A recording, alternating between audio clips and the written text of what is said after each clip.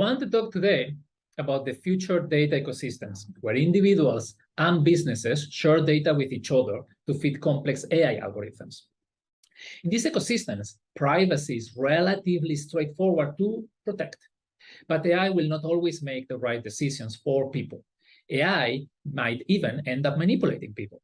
Society in general is more and more aware of data protection and privacy standards, but the biggest challenge of future AI-driven data ecosystems is not preserving privacy, it is preserving freedom of choice.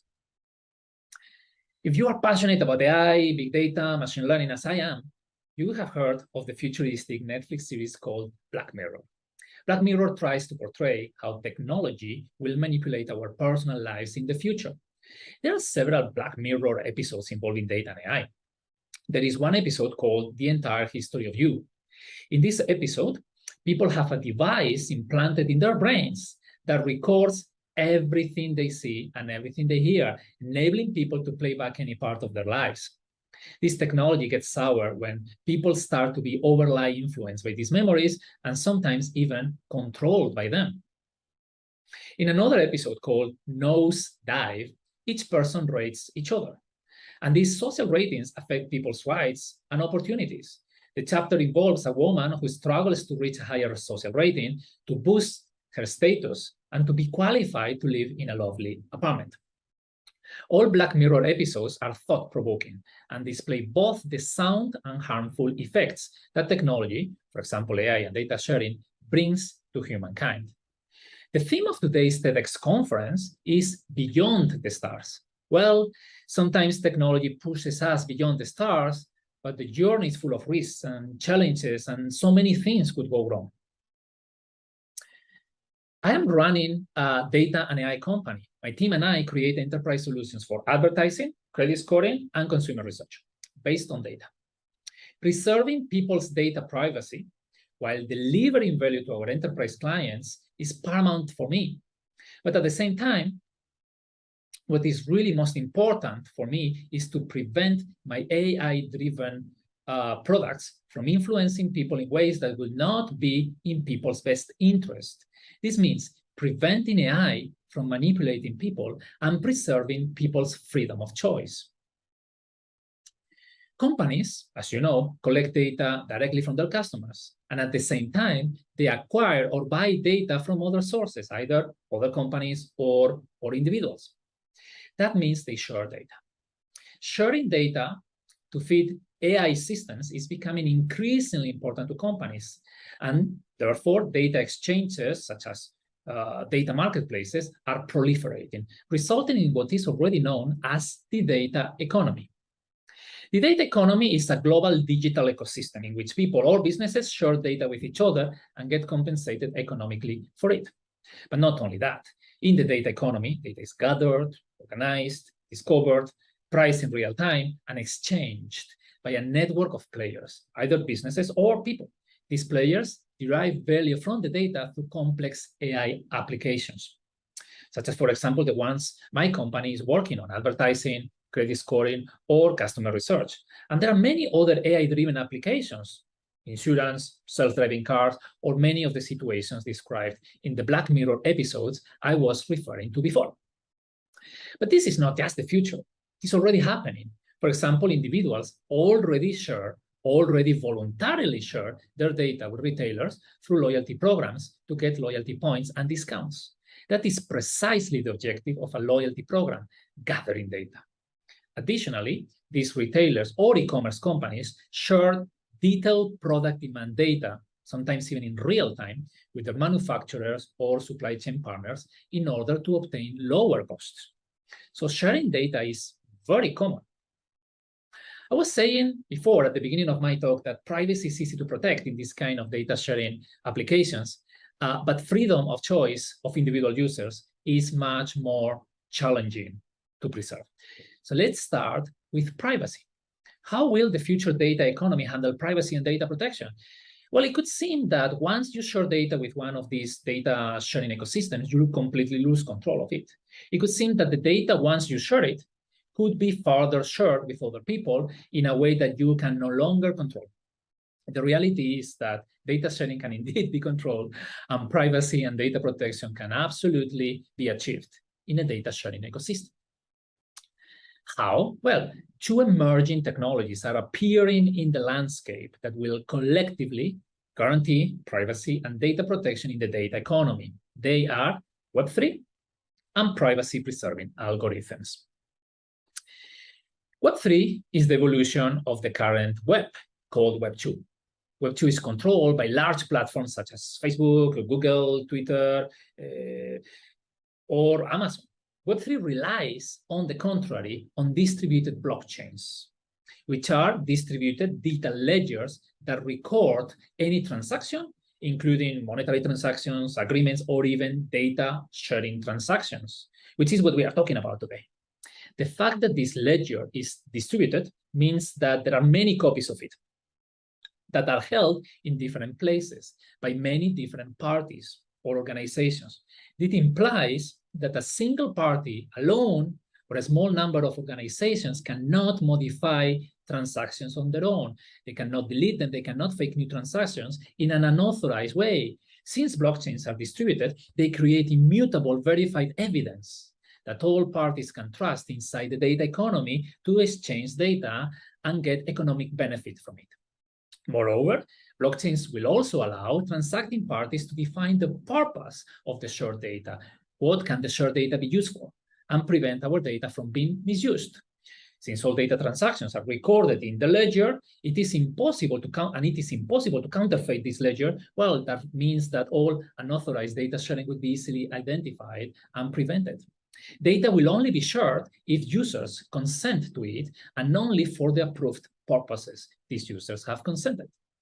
Web3-enabled data exchanges, also called data marketplaces, will allow people and businesses to transact data directly, easily, and securely without intermediaries in an entirely verifiable way, and only for the purposes they agree to. In summary, Web3 enables data protection in the data economy.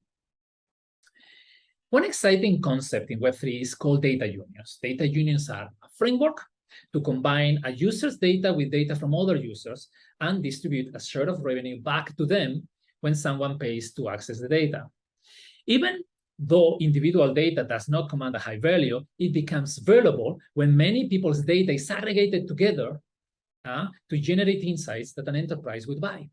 For example, one user could voluntarily decide to download some of his Facebook history or Google history, eliminate parts of it that he does not want to share, aggregate it with other people's data, and get paid to share it with an advertising company, a bank, or a retailer.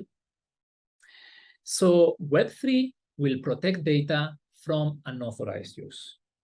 But how can we enable privacy? That's a different thing, right? Privacy means not revealing information or revealing as little as possible to other parties.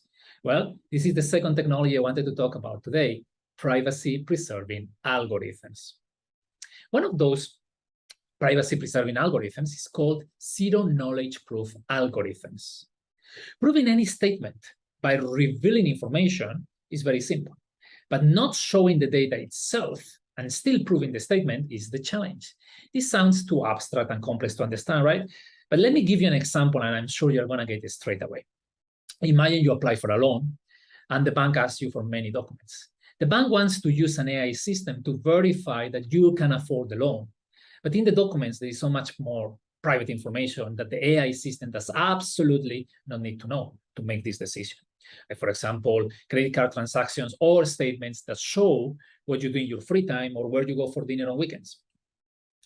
And technically speaking, the bank does not need to know the exact income details as long as you can prove to that AI system that you can afford the loan. How could you confirm that you have sufficient income to get a loan without disclosing your actual income details or wealth to the bank? With zero-knowledge proof algorithms, a bank could accurately decide to grant a loan to a customer without the customer revealing any detailed financial records, but still proving to have the required income to afford the loan. This is what zero-knowledge proof algorithms do. They categorically prove something, providing no details about it to the other party. It is mathematically very complex, but This is something fascinating to me. It opens so many possibilities for the data economy. But there are even more advanced privacy-preserving algorithms. For example, an algorithm called triple blind, 3 times blind, allows multiple parties to reach a data-driven decision collectively using information from all parties. Still, the algorithm guarantees that none of the parties needs to reveal any data to each other. Again, what does it even mean? It isn't easy to understand without an example. So here is my example. In developing markets, as you know, many people do not have bank accounts, but everybody has a mobile. So when an unbanked client asks for a loan, the bank does not have a history of the client, but the telco has. Using the triple blind algorithm, AI systems at the bank and at the telco can accurately evaluate the client together without the telco disclosing any information about the client to the bank and without the bank revealing any information about the client to the telco. It sounds magical, right? What is the trick? Well, there is actually no trick. It's just advanced cryptography and data decomposition. In summary, data protection and privacy will be achievable in AI ecosystems. Web3 protects data by tracking all data sharing transactions and disabling unauthorized uses. And privacy-preserving algorithms make it possible for parties to collaborate without actually revealing any data at all or as little data as possible. The problem with the data economy is not privacy, since, as I was saying, newer algorithms enable it and current regulations mandate it. The real issue is whether the AI systems that feed on the data will make decisions aligned with people's best interests and let them have freedom of choice. Let me give you a real example. Millions of people already share health information from smartwatches or wearable devices with insurance companies in order to get a reduction in their insurance premium. That's already happening. Also, millions of people already share a live video camera feed of their car front view to get a discount on their car insurance premium. Well, insurance company could introduce a new product, an app that recommends products or habits to customers to keep these customers healthier or safer. These habits could include food and exercise, given your medical history or your objectives, right? But ultimately, these recommendations are intended to maximize profit for the insurance company. So people could over-rely on these food or exercise recommendations, but I think most of us would agree that that is not intrusive so far. The problem comes when these nudges, these recommendations, involve other very private and personal decisions that do profoundly influence a person's future and therefore his health and life expectancy. These decisions could go as far as whom to be friends with or what jobs to take. For example, the recommendation engine of the insurance company could potentially identify that meeting a particular person would not be positive for the insured, based on historical statistical data of millions of people. That person could be a potential friend, boyfriend or girlfriend, or even an employer. The AI could have identified that that person would be a bad influence for you, given certain character traits, or economic level, or level of studies, or insurance risk profile, or even unintendedly based on some kind of unfair discrimination. It is true that marrying or meeting somebody of particular traits versus other traits could really determine somebody's future, and therefore their insurance premium. But influencing people in this kind of personal decisions through a profit-maximizing AI is highly questionable from an ethics point of view. Just imagine the situation.